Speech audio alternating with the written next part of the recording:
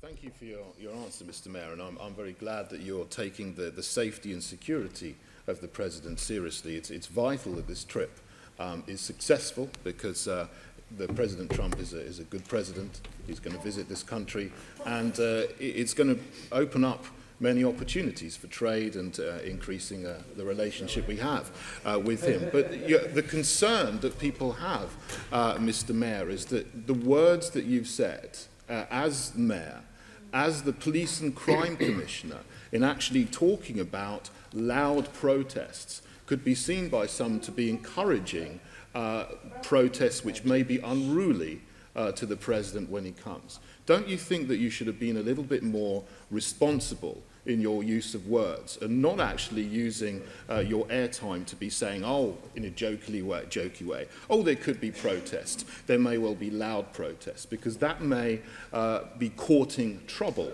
during the President's visit. Can I just, Chair, the Assembly member rightly reminded politicians of the importance of the words they use.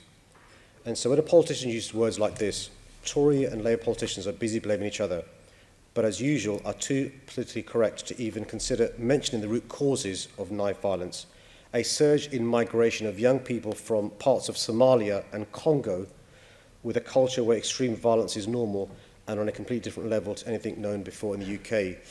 That's an example of language being used in a way that I think is dangerous. And my point to you is this: is there any problem in this country that isn't the fault of immigration? Well, I mean, this is Mayor's question time, so I'm asking you the questions rather than you asking me the questions. And obviously you sit in a party that has got large problems with anti-Semitism, and you sit in a party that tolerates an MP who once retweeted that the victims of abuse in Rotherham should shut their mouths for the sake of diversity. So I think those are very, very dangerous words from people in your own party. So I wouldn't throw stones when you live in a greenhouse. But you the idea of being lectured about racism by UKIP representatives. You seem... I mean... But you seem to have, a certain personal animosity to President Trump, and you know he's coming to this country. He's coming on a visit to this country. I wonder why you single out one particular head of state for negative comments when we have other... Listen, please, members of the Assembly, UKIP has time to say whatever they wish without it being limited by you interrupting. We have other heads of state visiting this country this year. We had the head of state of Saudi Arabia visiting this country. You said nothing about Saudi Arabia's policies and culture in that visit. And you've said, when you were talking about President Trump, Londoners hold their liberal values of freedom of speech very dear. And you also mentioned, when you're grandstanding around the world, when you went to France, you said a woman should be allowed to wear whatever she likes. But in Saudi Arabia, that's not the case. When the Crown Prince of Saudi Arabia came to visit London, you missed an opportunity to stand up for women's rights and freedom of speech, particularly freedom of religious belief in Saudi Arabia, which is very restricted. Why do you keep mentioning President Trump, but you decided not to say anything about those issues in Saudi Arabia? What's the difference?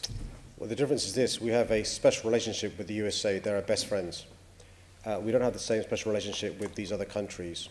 And I think one of the responsibilities when you are a best friend is to stand shoulder to shoulder at times of adversity, but to call them out when they are wrong. I appreciate some people like to be sycophants all the time. I believe it's important, though, to call out your best friend when they're wrong. And I think it's out of order amplifying tweets of Britain First. I think it's out of order amplifying racist tweets that divide our communities, and you should be ashamed as UKIP representative defending that behaviour. UKIP's time has expired, Mr. Mayor. Assembly Member Boff. Mr. Mayor, after Assembly Member Kurten's contribution, do you wish that President Trump had paid a few more people to shut up?